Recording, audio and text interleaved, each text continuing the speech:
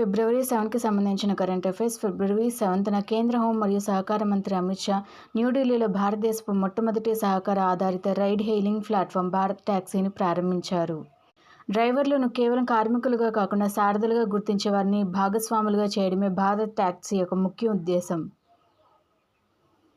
అవాంఛిత గర్భధారణ విషయంలో మహిళల స్వేచ్ఛకు ప్రాధాన్యతనిస్తూ ఇష్టం లేకపోయినా గర్భం కొనసాగించాలని, ఏ మహిళను బలవంతం చేయలేమని జస్టిస్ బివి నాగరత్న, జస్టిస్ ఉజ్జల్ భూయన్ ధర్మాసనం తెలిపారు.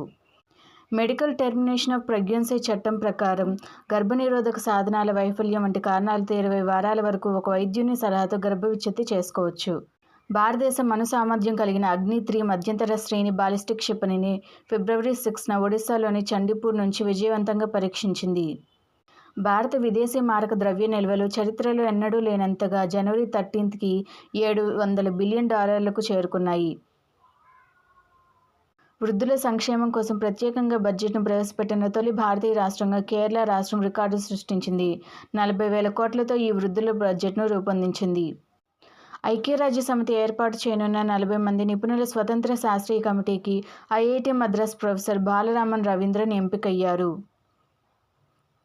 సైబర్ నేరాల బాధితులు హెల్ప్లైన్ నెంబర్కు కాల్ చేసినప్పుడు ఎదురయ్యే నిరీక్షణ సమయాన్ని తగ్గించేందుకు Telangana cyber security bureau cyber Sarathi అనే కృత్రిమ మేధ ఆధారిత వాయిస్ ఏజెంట్ను ప్రారంభించింది. అమెరికా మరియు రాష్ట్రాల మధ్య అణు ఆయుధాల నియంత్రణకు ఉన్న ఏకైక కీలక ఒప్పందం న్యూ స్టార్ట్ ముగియడంతో ప్రపంచవ్యాప్తంగా భద్రతా ఆందోళనలు వ్యక్తమవుతున్నాయి. పొగాకు సాగు మరియు ఉత్పత్తిలో ఆంధ్రప్రదేశ్ దేశంలోనే 2వ స్థానంలో నిలిచింది. 3 లక్షల టన్నుల దిగుబడి ఇచ్చింది. Reserve bank of India governor Sanjay Malhotra నేతృత్వంలోని ద్రవ్య పరపతి విధాన కమిటీ ప్రస్తుత సమీక్షలో కీలక వడ్డీ రేట్లను యథాతథంగా కొనసాగిస్తూ నిర్ణయం తీసుకుంది. దానికి సంబంధించిన గణాంకాలు. హైదరాబాద్లోని international advanced research centre for powder metallurgy and new materials IIT హైదరాబాద్తో కలిసి స్వయం శక్తితో కూడిన ఫోటో డిటెక్టర్ను సృష్టించారు. అకాడమికల్లీ గ్లోబల్ ప్రారంభించిన జాబ్స్లీ ఆరోగ్య సంరక్షణ నిపుణుల కోసం భారతదేశపు మొట్టమొదటి కెరీర్ ప్లాట్ఫామ్. భూమి యాజమాన్య ప్రక్రియ డిజిటలైజ్ చేయడానికి మరియు వేగవంతం చేయడానికి కర్ణాటకలో ఆటో మ్యూటేషన్ పద్ధతి అమలు చేయబడుతోంది.